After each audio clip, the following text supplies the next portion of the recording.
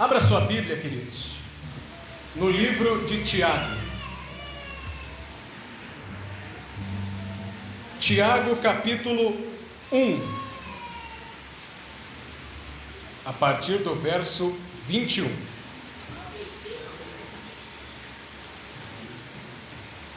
Pastor Sérgio me deu até 15 para meia-noite só, então eu tenho que ir rápido. Brincadeira, até 11h30 acaba. Tiago 1, do 21 ao 26, diz o seguinte: portanto, despojando-vos de toda impureza e acúmulo de maldade, acolhei com mansidão a palavra em vós implantada, a qual é poderosa para salvar a vossa alma. Tomai-vos, pois, praticantes da palavra, e não somente ouvintes, enganando-vos a vós mesmos. Porque se alguém é ouvinte da palavra e não praticante, assemelha-se ao homem que contempla num espelho o seu rosto natural, pois a si mesmo se contempla e se retira, e para logo se esquece de como era a sua aparência. Mas aquele que considera atentamente na lei perfeita, lei da liberdade, e nela persevera, não sendo ouvinte negligente, mas operoso praticante, esse será bem-aventurado no que realizar. Se alguém supõe ser religioso, deixando de refrear a língua, antes enganando o próprio coração, a sua religião é vã. Deixa a Bíblia aberta, feche apenas os olhos, vamos orar mais uma vez. Pai Santo e Eterno Deus, nós te agradecemos. Te agradecemos por esta semana, por esse dia e por esse momento, Pai, onde nós estamos na Tua casa para ouvir da Tua palavra, Senhor.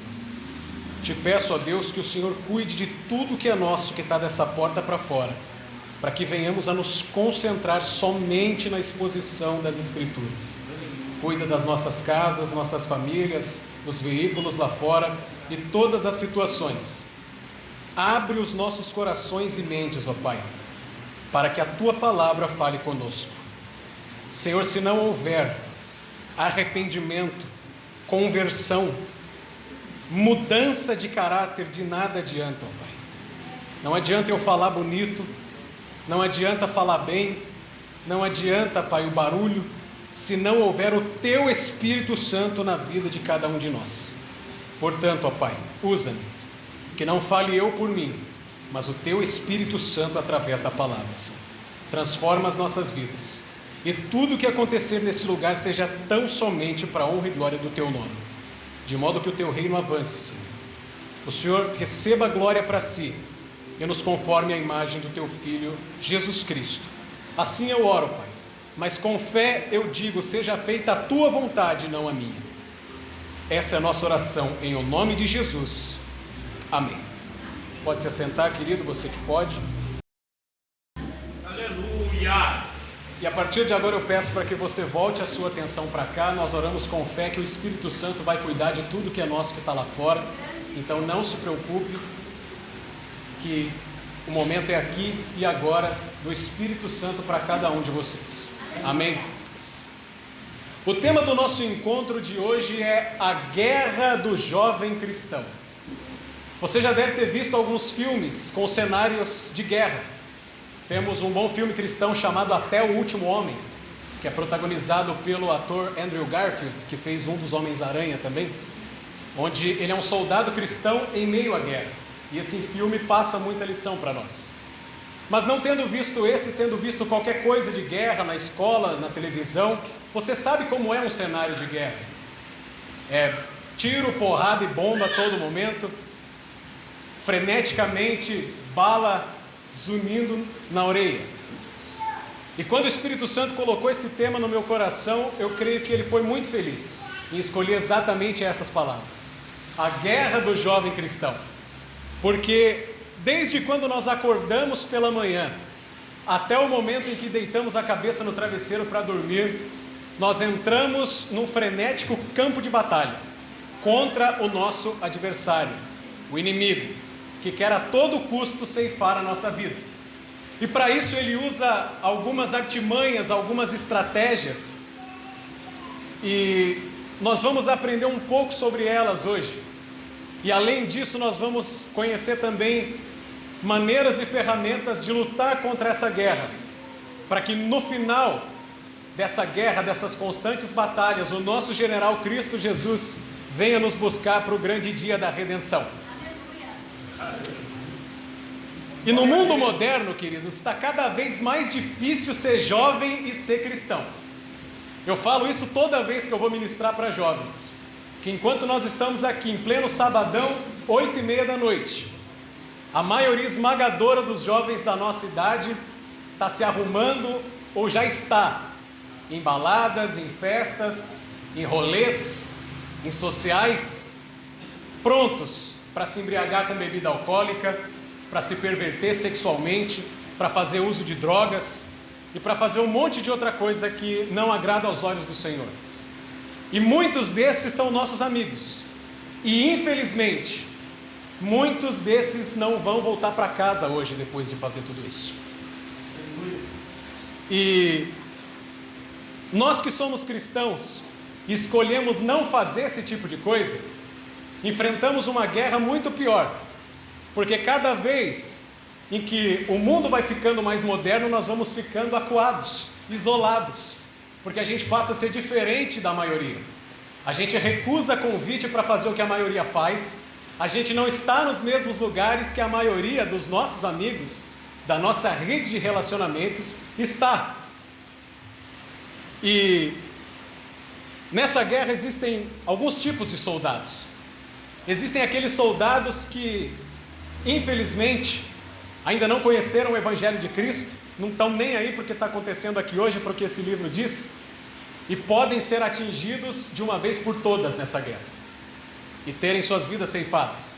Existem aqueles soldados que, assim como você, poderiam estar aqui hoje, mas optaram por estar em outro lugar. Olha essa cadeira vazia que está do seu lado, e lembra daquele amiguinho seu que era criança, que ia com você para a salinha dos jovens, salinha das crianças, que ia com você para o cultinho, que cantava homenzinho torto na frente da igreja. Hoje poderia estar aqui, mas está desviado e não quer nem saber de igreja, não quer nem saber de crente, está com a vida toda torta. Poderia estar aqui. E já é o primeiro desafio dessa noite, de você olhar para essa cadeira e orar para a pessoa que poderia estar aqui, para que no próximo culto ela esteja do seu lado glorificando o nome do Senhor. Existem aqueles soldados que são fortes, como o Ronaldo, que contou um pouco do seu testemunho aqui, que ele foi atingido algumas vezes. O inimigo acertou ele com uma bala, com uma flecha, mais de uma vez. Pode até ter arrancado um membro do corpo dele, mas ele resistiu nessa guerra e hoje está aqui guerreando do lado do exército de Cristo. Glória a Deus. Esses têm uma graça elevada, têm a oportunidade de ouvir o Evangelho mais uma vez, de ter a conversão construída no seu coração, e pela misericórdia do Senhor estão aqui. E existem aqueles outros tipos de soldados que infelizmente ouviram o Evangelho, tiveram a sua chance, mas rejeitaram a graça salvadora de Jesus Cristo, foram atingidos e nesse momento já estão no tormento eterno. É a dura realidade, mas é o que a Bíblia diz. Então você que está aqui hoje, dê glória a Deus, porque o Evangelho vai ser exposto para você mais uma vez. Você pode estar em pecado, você pode estar com alguma coisa errada aí, eu não sei. Eu conheço um ou outro aqui, mas não posso julgar ninguém. Porém, você no íntimo do seu coração sabe como é que está a sua vida com Deus. E se ela não estiver de acordo com o que a palavra diz, agradeça por estar aqui hoje. Porque você vai ser exposto ao Santo Evangelho de Cristo, e esse pode te dar a chance que para você pode ser a última. Então abra o seu coração para a palavra do Senhor. Aleluia! Nós vamos conhecer então algumas das artimanhas que o inimigo utiliza para tentar ceifar a vida dos jovens. E você vai entendendo, nós temos jovens aqui de várias faixas etárias, até mais jovens ainda, né? E você com certeza já passou ou vai passar por isso. Se você já passou, você vai poder aconselhar alguém. Se você ainda não passou, você vai estar preparado para passar. Primeira artimanha que o inimigo usa para tentar ceifar a vida do jovem: Cultura. O que é a cultura? Quando você é criança, é o seu pai e a sua mãe que escolhe a roupa que você vai vestir, que escolhe o cabelo que você vai usar, que escolhe o que você vai assistir na televisão ou não, que escolhe que lugares você vai frequentar, e você vai tendo o seu primeiro contato com o mundo, tendo alguém na retaguarda para te guiar pelo caminho que você deve andar, porque esse é o compromisso que os pais cristãos assumem para com os filhos, ensinar a criança o caminho em que ela deve andar. Mas quando você vai ficando adolescente, vai ficando mais jovem, o seu caráter vai começar a ser moldado de uma forma mais objetiva e específica, porque aí você vai tomar as suas próprias decisões. E aí o seu caráter vai começar a ser moldado. Você vai escolher os princípios que você quer ter, os valores que você quer ter, você vai se dar o seu próprio valor e você vai fazer baseado isso na palavra de Deus ou não. Mas o jovem cristão que vive em meio a essa sociedade depravada, caída, que está cada vez ficando pior, é muito mais difícil. E a cultura, ela passa a bombardear o jovem todos os dias através de 1 milhão de coisas. Quando a gente fala cultura, a gente fala em vestimenta, a gente fala em emprego, a gente fala em hobbies, a gente fala em atividades e um monte de coisa, mas eu vou separar algumas aqui das principais. Quando o jovem cristão começa a fazer as suas escolhas e pela graça de Deus ele escolhe continuar servindo a Cristo, ou se converte, escolhe servir a Cristo a partir daquele momento, a cultura vai tentar moldar esse jovem de acordo com o padrão do mundo. E basta você olhar para fora aí hoje que você vai entender do que a gente está querendo dizer. Por exemplo, músicas. Liga qualquer rádio, liga qualquer canal, qualquer serviço de streaming aí que tem hoje, e você vai ver que a maioria esmagadora das músicas é uma porcaria. Elas se resumem a alcoolismo, relações sexuais ilícitas fora do casamento, traição, adultério, ou tudo isso junto na mesma música. E aqui eu não quero entrar no mérito do que é música do mundo, o que não é, se é pecado ouvir ou não. O pastor Sérgio ensina para você outro dia. O que eu quero mostrar para você nessa noite é o que a palavra diz em 1 Coríntios 6,12. Se quiser abrir, fica à vontade, a gente vai passar em bastantes lugares da Bíblia hoje. Para quem já me ouviu pregar mais de 2 vezes, sabe que eu gosto de fazer a pregação expositiva, onde a gente lê um texto, explica um texto e aplica um texto. Mas hoje a pregação vai ser mais tópica, onde a gente tem um tema que é muito oportuno, que é a guerra do jovem cristão, e vamos saber o que a Bíblia diz a respeito disso. 1 Coríntios 6,12 diz que todas as coisas me são lícitas, mas nem todas me convêm. Todas as coisas me são lícitas, mas eu não me deixarei dominar por nenhuma delas. Aleluia. Você pode ser jovem cristão e ter amigo não cristão. Como é que você vai evangelizar seu amigo ímpio se você não tiver um mínimo de relacionamento com ele? Você pode frequentar alguns lugares que os seus amigos não cristãos frequentam, porém o que você vai fazer nesses lugares? Por que você vai fazer aquilo que eles estão fazendo? Estamos falando de música. Tem tanto louvor bonito, tanta música cristã que a Bíblia é cantada em vários ritmos, em várias modalidades, que Deus foi misericordioso e bondoso para conosco, que deixou bons músicos para fazerem boas músicas, para nós cantarmos dentro da igreja e ouvirmos no nosso dia a dia, música mais agitada, música mais calma. Então, você vai lá e coloca o seu louvor para ouvir. Só que quando você está com o seu louvor no fone de ouvido, chega um abençoado com aquela caixa de som desse tamanho, colocando pancadão. E aquele negócio começa a entrar na nossa cabeça, principalmente quem mexe muito nas redes sociais.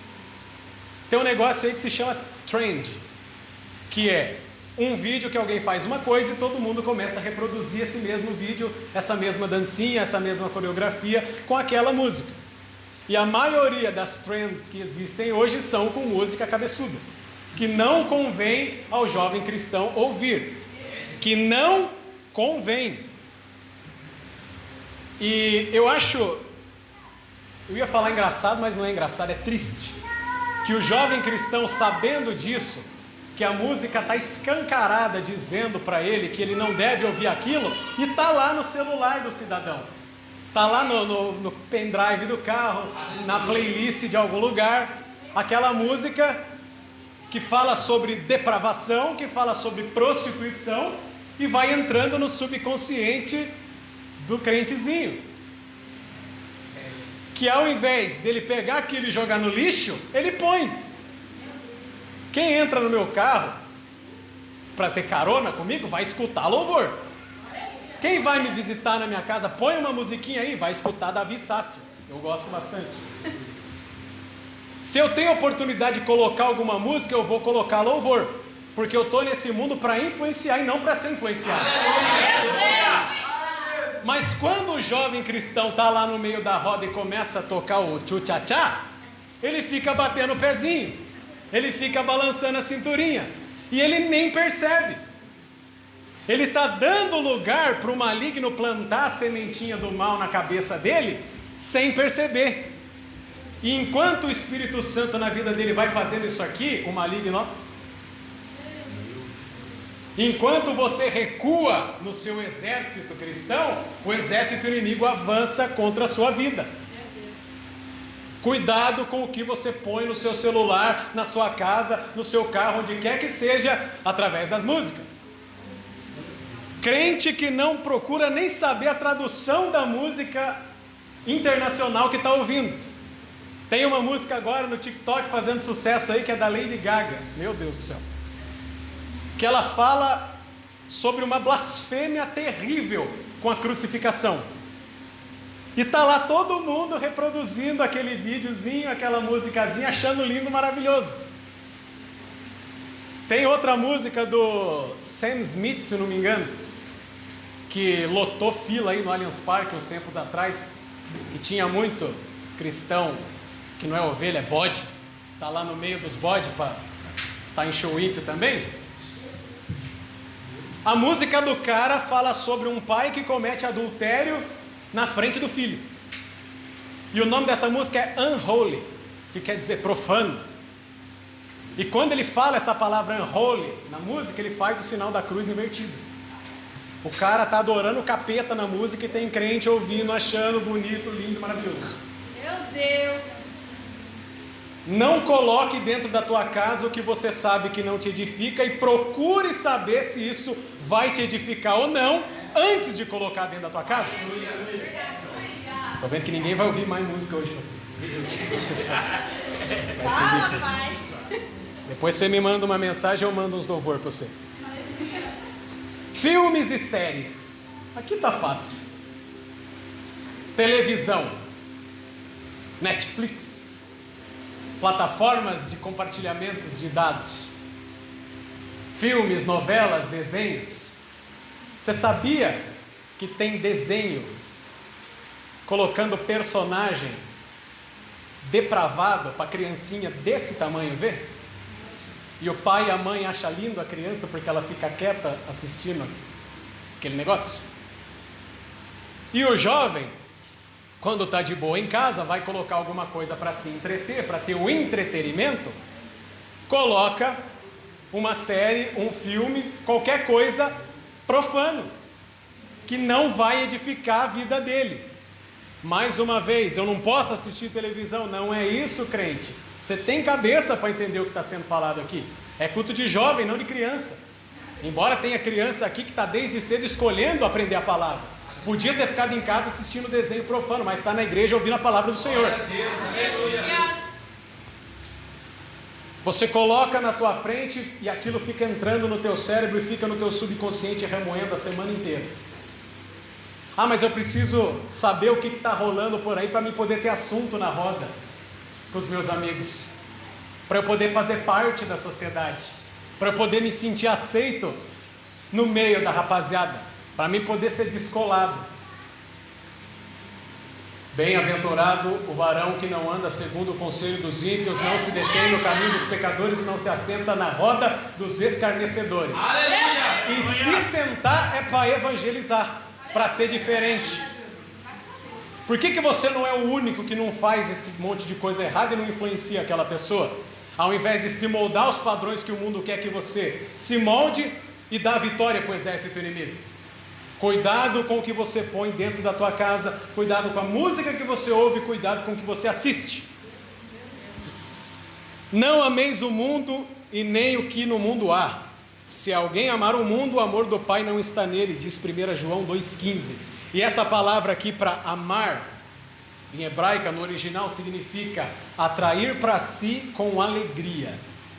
Então entenda, tem coisa que eu posso fazer, mas não me convém. Tem coisa que eu posso fazer, mas é melhor não fazer. E vai guardando essa palavra aí, porque o sermão, ele se completa. Não é um monte de paulada que a gente vai dando aleatoriamente, não só para doer. Tem lição que sai dele.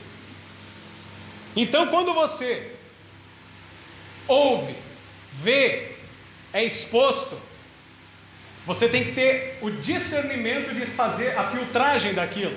Isso vai me edificar? Isso vai trazer coisa boa para a minha vida? Se a resposta for sim, você é exposto àquilo. Se a resposta for não, é melhor não. E aí você, de acordo com aquilo que você aprendeu da palavra do Senhor, você vai fazer individualmente.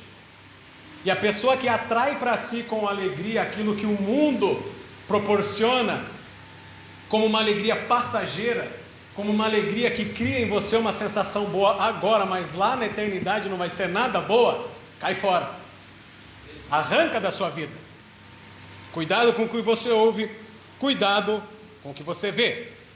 Mais uma, vestimentas. O pessoal está bem vestido aqui. Por que você não está de terno hoje? O pessoal está bem vestido. E aqui, queridos, o que a Bíblia fala sobre vestimenta? Não vou pregar doutrina aqui para você. A Bíblia não condena beleza. Homens, mulheres podem e devem se vestir bem. O que a Bíblia condena é sensualidade. O varão que é bombadão, que é fortinho e anda sem camisa na rua, está pecando 2 vezes. Ele está pecando e está fazendo a irmãzinha pecar, porque vai despertar desejo ruim nela. E a irmãzinha a mesma coisa. E a Bíblia diz que o cristão tem que ser diferente, tem que ser santo, tem que ser separado. E se você quer ser diferente do mundo, não se vista como o mundo veste. Aleluia! Alguns exemplos rápidos para você entender. Se você está no meio de alguma multidão e você precisa de alguma ajuda policial, precisa encontrar algum segurança, como que você vai reconhecer? Pela farda, pela vestimenta. Se você está num lugar, você se machucou, ou você precisa ir para uma enfermaria, para um hospital, como que você reconhece os profissionais da saúde? Pela vestimenta. Não quer ser confundido com o mundo, não se vista como o mundo se veste. Não é, meu amigo, meu irmão, obrigatório o crente só usar terno e gravata. Não é obrigatório a irmãzinha usar vestido até o calcanhar só. Mas, se você obedecendo a palavra do Senhor, vai ser separado do mundo, o mundo vai entender o porquê você está fazendo aquilo, você vai também influenciar as outras pessoas. Aleluia! Ainda mais nessa época que quanto menos pano, mais bonito, né? Para alguns e outros. Nossa, por que a fulaninha não mostra mais do que não deve? Por que ela não usa mini saia, não usa aquele negócio, não sei, cropped? Por que ela está sempre bem vestida assim? E vou além, por que os meninos só olham para ela? Enquanto as outras estão mostrando até mais do que não deve, e ninguém olha. Posso só te dar uma dica, irmãzinha? O produto que está mais na vitrine é porque a oferta está mais forte, a concorrência é maior, viu? Por que aquele rapaz que tem um corpo legal só usa roupa convencional? Nossa, ele tem um bração, por que ele não mostra? O cara tem um tanquinho, por que ele não anda sem camisa? E por que as meninas só olham para ele? Por que ele não é rodado? Por que ninguém fica com ele? Por que ninguém fica com ela? Porque ela é santo, é separada, está no mundo, mas não é do mundo. E quer mostrar para o mundo que melhor é ser de Deus do que fazer o que o mundo faz. Cuidado com a maneira que você se veste. A Bíblia não condena beleza. Tenha isso em mente. A Bíblia não condena beleza. O que a Bíblia condena é sensualidade. É bom ser belo e bela com santidade. Quarto da cultura. Então, o que você ouve, o que você vê, como você se veste. E essa aqui eu quero ver alguém da glória. Relacionamentos. Namoros e amizades. 2 Coríntios 6,14. Não se ponha em julgo desigual com descrentes.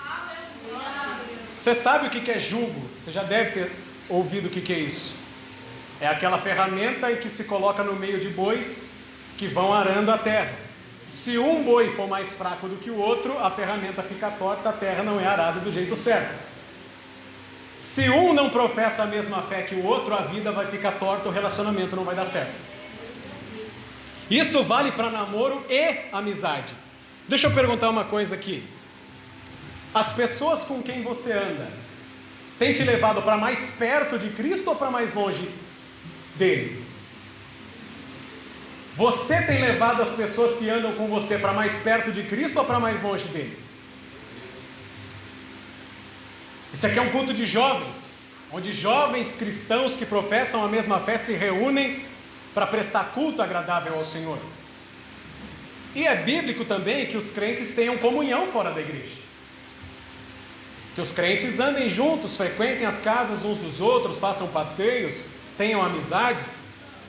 O seu círculo de amizade tem mais crente ou tem mais ímpio? Se tiver mais ímpio, quanto você está se esforçando para trazer eles para o círculo de crentes? O quanto você está deixando eles influenciarem você com música, com entretenimento, com costumes, e o quanto você tem influenciado eles a agir da maneira que você age? Você tem dado testemunho da sua vida cristã? Você tem pregado o evangelho sem abrir a boca? Nossa, por que fulano não fala besteira, não faz certas coisas, não vai para a balada, não bebe, não anda desse jeito? O que acontece com ele? Vai despertar no coração da pessoa a curiosidade, no mínimo. Principalmente se você era do exército inimigo e passou a ser do exército de Cristo. Se você fazia o que eles fazem hoje, se você fazia antigamente, agora não faz mais. Fulano, vamos para a balada? Hoje não, vou para a igreja. Quê? Vai para que tem na igreja? Por que fulano está mais feliz depois que ele passou a frequentar a igreja e não anda mais com a gente? Por que a vida do fulano parece que está melhor? Ele está com um sorriso maior na cara, a expressão dele está melhor. E aqui só um parentezinho para a gente não fugir. Não estou dizendo que a partir do momento em que você for crente vai ser só vitória. Você vai aprender a ser feliz com aquilo que Cristo colocar na sua vida.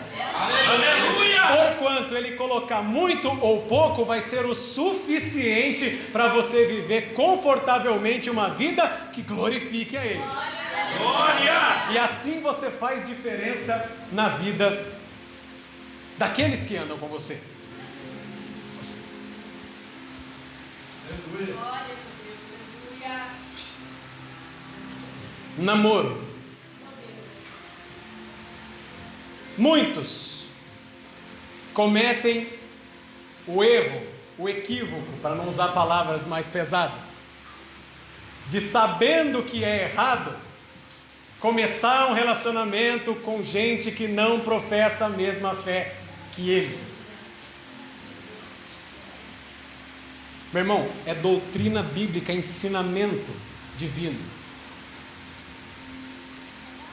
Que harmonia pode haver entre as trevas e a luz? De uma árvore podem jorrar dois tipos de frutos. água e óleo se misturam, mais fácil para você entender. Ah, pregador, mas com o nosso namoro eu vou trazer ele para Cristo. Eu vou trazer ela para Cristo. Vai. O objetivo desse namoro, qual que é? Todos meus amigos estão namorando, eu vou pegar a primeira que vier só para mim ser aceito e sair no rolezinho de casal. Só para beijar na boca. Só para colocar no Instagram o arroba com a aliançazinha lá. Qual que é o objetivo do seu relacionamento? É glorificar a Cristo? Não, então está errado. Um relacionamento deve se iniciar. A Sulamita, no livro de Cantares, diz: não desperta o meu amor antes do tempo. Você é jovem, você está na melhor fase da sua vida, você tem energia, você tem cabeça, você tem disposição, amém? Amém. Use isso para a glória de Deus. Aleluia. Para que perder tempo com coisas triviais que vão tomar o seu tempo, enquanto você pode estar servindo na casa de Deus? Aleluia. Mas eu comecei esse relacionamento. Qual que é o objetivo dele? O objetivo de uma união entre um casal, biblicamente, qual que é? Casamento. Você está namorando, está de aliança prata na mão direita? Que dia que é o casamento? Já está orando? Já está se preparando? A poupança está em dia? Não se inicia um relacionamento sem antes ter condição emocional, espiritual, psicológica e financeira. Tem que pagar as contas, irmão. Comecei a gostar de uma menina, comecei a gostar de um rapaz, o que eu faço? Joelho dobrado no chão. Senhor, é da tua vontade, mas não daquele jeito. Se for da tua vontade, abençoa. E começa o namoro agora. 2 semanas depois já não dá certo. Meu Deus. Estabeleça um tempo de oração para Deus confirmar. E quando Ele confirmar, Ele vai deixar escancarado na testa da outra pessoa, que é ela. Peça conselho para o teu pastor. Fale, você menina, primeiro com a tua mãe. Você menino com teu pai. Depois vem e procure o seu pastor, que é o homem instruído, escolhido por Deus para te aconselhar espiritualmente. Estabeleça um tempo, um período de oração. E esse período de oração tem que ser indeterminado. Eu vou começar a orar hoje, sábado que vem eu peço em namoro. Não. Estabeleça. E vá dobrando esse período conforme as coisas forem ou não acontecendo. Você sabe como que eu faço? Pois é, estou solteiro. Por incrível que pareça. Comecei a gostar de uma moça, Senhor. Comecei a gostar de uma moça. Se for da tua vontade, abençoa. Se não for, tira do meu coração sem me machucar pela tua misericórdia. Nas 2 últimas vezes ele tirou. E não me machucou. Não desperta o meu amor antes do tempo. Condição emocional, espiritual, psicológica e financeira. Amizades. Já falamos disso. Você tem o seu ciclo de amizades. E alguns deles podem e vão ser ímpios, não professam a mesma fé que você. Pode ser aquela pessoa boa, piedosa, não faz mal para ninguém, mas ainda não foi exposta ao Evangelho de Cristo, não se converteu à fé cristã. Você pode ter amizade com essa pessoa, mas pelo amor de Jesus Cristo, não abra o seu coração para ela, dizendo quais são os seus pontos fracos. E se ela abrir o coração dela para você, aconselhe-a à luz da palavra, e toda oportunidade que tiver, fale de Jesus para ela. Evangelize essa pessoa. Fale do amor de Cristo. Compartilhe com ela aquilo que te transformou, aquilo que te trouxe das trevas para a luz, aquilo que deu a você o verdadeiro e melhor propósito da vida: glorificar a Deus e gozá-lo para sempre. Aleluia! Aleluia! Cuidado com seus relacionamentos. Deixa eu correr aqui. 2. Primeiro, cultura. Segundo, senso comum e relativização. O que é isso, pregador? Você já ouviu aquela história de que colocar a vassoura atrás da porta espanta a visita chata? Colocar a garrafa em cima do relógio de luz, a conta vem menor. Gato preto dá azar. Esses negócios aí. Isso aí é o senso comum, que é uma história que as pessoas contam e os outros começam a acreditar, sendo verdade ou não. Então isso se torna um senso comum, uma verdade em que todo mundo acredita. E infelizmente isso vem acontecendo dentro da igreja. Essas igrejas modernas, onde se prega somente o amor de Deus e não o juízo, onde se prega somente que Deus é amor e que não que Deus é justiça, onde se prega que Jesus te ama, mas se você o ama, você tem que ter renúncia. Nesses lugares, o senso comum e a relativização são muito fortes. Ou seja, parece que o limite do pecado que estava aqui, está vindo cada vez mais para cá. O que era pecado 30 anos atrás, hoje é normal, hoje pode. Hoje é no mundo moderno. O exemplo do que a gente falou antigamente, os relacionamentos tinham que ter o aval do pai e da mãe. Hoje, o cidadão chega com a moça em casa: pai, essa aqui é a minha namorada. Mãe, esse aqui é o meu namorado. Ou seja, o limite vem chegando para mais perto do exército. E aí o que acontece com os cristãos em geral? É pecado isso? É pecado aquilo? Até onde eu posso ir? Namorar? Onde eu posso pôr a mão, onde eu não posso? O que eu posso fazer, o que eu não posso? Que música eu posso ouvir, o que eu não posso? O reverendo Augustus Nicodemos diz uma frase que é sensacional. Ele fala assim: as pessoas querem saber onde está o limite, não para ficar longe, mas para andar em cima. Isso é terrível, meus irmãos.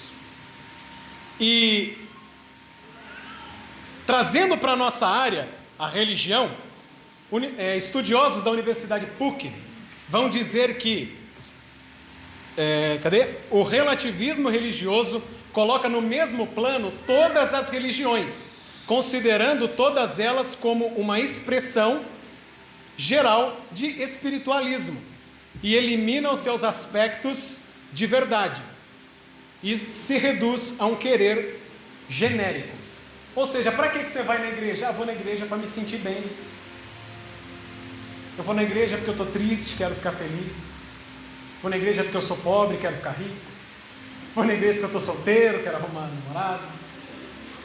E não, vou na igreja porque eu sou pecador, sem mim, e em mim não há méritos, eu preciso de um Salvador que pague minha dívida com Deus para ter uma nova oportunidade de ser levado para a vida eterna. Quer dizer, a isca que está sendo lançada para os jovens é esse Jesus maneiro, paz e amor, que te ama do jeito que você é. Venha como está, não tem problema, meu irmão, venha como está, mas não permaneça como está.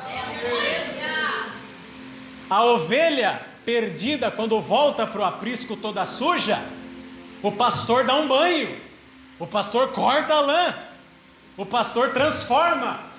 A pessoa que vem para a igreja do mundo é transformada e se molda aos aspectos do evangelho. Enquanto muita gente quer mudar o evangelho para caber nele, o verdadeiro evangelho diz que nós temos que nos moldar para caber no evangelho de Cristo, para ser aceitos por Deus. A gente usa a expressão aceitar Jesus, mas é Jesus que nos aceita, porque nós não merecemos, não temos méritos. As nossas obras não servem para a nossa salvação, são como trapo de imundícia. Elas são o que? Evidências da nossa salvação. O salvo produz boas obras, mas o senso comum e relativização vão dizer para você que isso não tem nada a ver, que esse pecadinho que você comete não tem nada a ver, que esse é o seu jeito, que você nasceu assim, que você é assim. Você não é assim se você foi transformado por Deus. Se Jesus aceitou você e você tem Jesus em seu coração, o salvo, guarda aí, anota, segura aí. O salvo não é aquele que parou de pecar. O salvo é aquele que parou de viver no pecado. Parou de gostar de pecar. Antigamente você pecava e gostava, você queria. Agora não, se você peca, você entra no seu quarto e você chora, que nem criança. Você se contrista, você fala: pequei contra o meu Salvador, pobre homem que sou, pobre mulher que sou.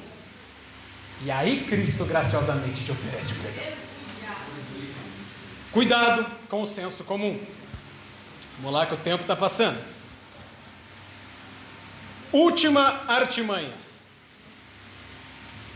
cultura, senso comum e prioridades. Prioridades. Quando a gente é criança, a gente costuma sonhar. Sonhar em ter aquele carro, sonhar em ter aquele emprego, sonhar em fazer aquela viagem. E aí a gente passa na rua, vê um carrão, fala: aquele ali é meu. A gente fala: não, eu vou comprar o Banco Central. Não, eu vou ser astronauta, eu vou ser enfermeiro, eu vou ser não sei o quê. E aí a gente começa a sonhar. Mas quando a gente vai crescendo, em nossa juventude, esses pensamentos passam de sonho para obrigação. E aí a gente começa a se cobrar. Eu preciso arrumar um emprego, preciso casar, preciso construir alguma coisa. Eu estou vendo todos os meus amigos ali se formando, tendo filhos, se casando, conquistando, e eu estou ficando para trás. E aí a gente começa a se cobrar e muitas das vezes se autoflagela com isso. Não estou dizendo que você não pode ser ambicioso no bom sentido, de querer ser bem sucedido profissionalmente, de querer ser bem sucedido no seu relacionamento, de querer ser bem sucedido no seu ministério. Você pode e deve pensar assim, mas isso deve ser a prioridade na sua vida? O tempo que você dedica para ser um bom profissional é maior do que o que você dedica para o seu ministério? O tempo que você dedica para o seu namoro é o mesmo que você dedica para a igreja? Prioridades.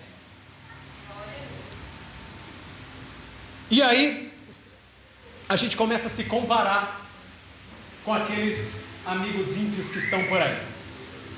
Caramba, eu estou na igreja faz tempo, eu canto, eu toco, eu prego, eu limpo o chão da igreja, eu faço tudo, procuro não pecar. Mas o meu amigo que é ímpio, que faz um monte de outra coisa, está lá com o carro dele, está prosperando, já vai casar, já vai fazendo um monte de coisa. Por que Deus abençoa ele e eu não? Além de tomar tiro do exército inimigo, a gente dá munição para ele, dá granada para ele jogar em nós. Então, meu querido, estabeleça a prioridade na sua vida de que buscar primeiro o reino de Deus e a sua justiça é melhor, porque aí todas aquelas coisas que a palavra diz vos será acrescentada.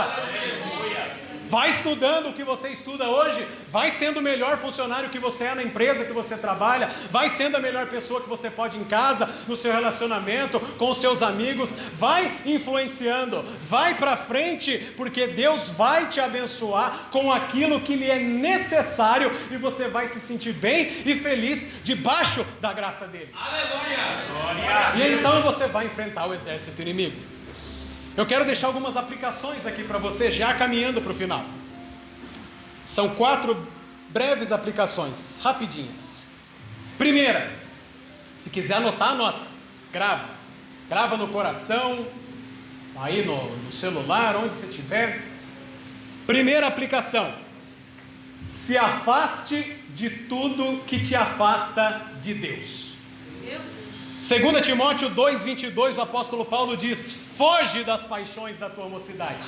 Quando você é jovem, você vai ter muitas paixões para tentar satisfazer a sua carne, em várias outras áreas, e muitas delas são granadas do inimigo para explodir a tua vida espiritual. Foge desse tipo de coisa, corre para Cristo. 1 Pedro 5,8: sede sóbrios e vigilante, o diabo vosso adversário anda em derredor, bramando como leão, procurando alguém que te possa devorar. Fica esperto, meu chapa. Toma cuidado com tudo aquilo que pode tirar dos caminhos de Deus. E se você já tentou algumas vezes e não conseguiu, pega essa, Mateus 5, de 29 a 30. Se o teu olho direito te faz pecar, arranca-o e atira para longe de ti. Se a tua mão direita te faz pecar, arranca e atira para longe de ti, porque é melhor entrar no céu faltando um membro do que todo o seu corpo jogado no inferno. Você está dizendo, pregador, que para mim não ver o que eu não devo, eu tenho que me cegar, eu tenho que cortar minha mão? Não, você é inteligente para entender isso aqui. Se você está vendo aquilo que não deve no computador, quebra essa porcaria na parede. Se você está pegando aquilo que não deve, tem mania de pegar o que não é seu e não devolver, tem mania de ficar ali, de tentar experimentar, sai fora. Está caindo com a sua namorada, não vê ela mais enquanto o fogo não apagar. Foge das paixões da tua mocidade. Arranca esse olho, essa mão, arranca esse pecado. Se afaste de tudo que te afasta de Deus. Segundo, permaneça firme na palavra do Senhor. Oh, glória. Aleluia! Paulo vai dizer a Timóteo: tu, porém, permanece naquilo que aprendestes e fosse ensinado. Você que teve o privilégio de crescer na igreja, mais ainda, porque você está comendo o alimento espiritual desde cedo. O melhor alimento para o bebê é o leite materno. O melhor alimento para o crente é a palavra do Senhor. Aleluia! O mundo vai dizer para você que você tem que seguir outros caminhos, mas permanece na palavra do Senhor. O caminho é estreito, o caminho é dificultoso, mas é o caminho que vai te levar para a salvação. Aleluia! Terceiro, não desista jamais. Efésios 13, 6, de 13 a 18, tomai toda a armadura de Deus, para que possais resistir no dia mau. Meu irmão, o inimigo vai bombardear você de todos os lados. Jesus disse: no mundo tereis aflições. Você vai passar por prova. Como que você vai ter vitória sem prova? Como que você vai glorificar Deus em meio às tribulações se você não passar por elas? Mas a tribulação pode vir do jeito que for, do lado que for, flecha, tiro, granada, míssil nuclear. Confie em Cristo, permaneça na palavra, se afaste do que se afasta de Deus e não desista jamais. Vai valer a pena. Última. Nós estamos falando em guerra. Confie no seu general, Cristo Jesus. Tiago 4,7 diz: sujeitai-vos, portanto, a Deus, resisti ao diabo e ele fugirá de vós. Meus irmãos, você é apenas um soldado dessa guerra. Você tem os seus irmãos, você tem aqueles que guerreiam ao seu lado, mas confie naquele que é o Rei dos Reis, que é o Senhor dos Senhores, que é aquele que tem a mais alta patente no mais alto exército de todos os tempos, que vai te conduzir rumo à vitória. Que vitória? Aqui, no emprego dos sonhos, no relacionamento, na riqueza? Não sei. Pode ser, pode não ser. O que a Bíblia diz é que no grande dia, ao que vencer, Ele há de dar a coroa da vida, e todos hão de morar na mansão celestial. Confie no seu general, Cristo Jesus. Tudo converge em Cristo, tudo se baseia em Cristo. O seu general é Cristo. Quem vai te dar força no dia mau é Cristo. Quem vai te levantar se você cair é Cristo. Quem vai mostrar para você por onde você deve correr ou não é Cristo. O seu general é Cristo, porque tudo converge nele, todas as coisas são feitas para ele, porque dele, por ele e para ele são todas as coisas. Glória, pois, a ele eternamente. Amém. Eu quero encerrar com uma frase: caminhe, ainda que a passos lentos, para que pela misericórdia de Cristo você possa correr em alta velocidade para os braços do Pai. Que Deus nos abençoe, queridos. Que você saia daqui diferente hoje. Que haja no seu coração transformação, mudança genuína. Que você se sinta o mais forte soldado para lutar nessa guerra que vai começar quando você sair dessa porta para fora. Quando você chegar em casa e abrir as redes sociais, ligar a televisão, fazer o que você faz. O exército inimigo está vindo, mas confiando no seu general, Cristo Jesus, você vai vencer essa guerra. Que Deus nos abençoe, para a honra e glória do nome dele.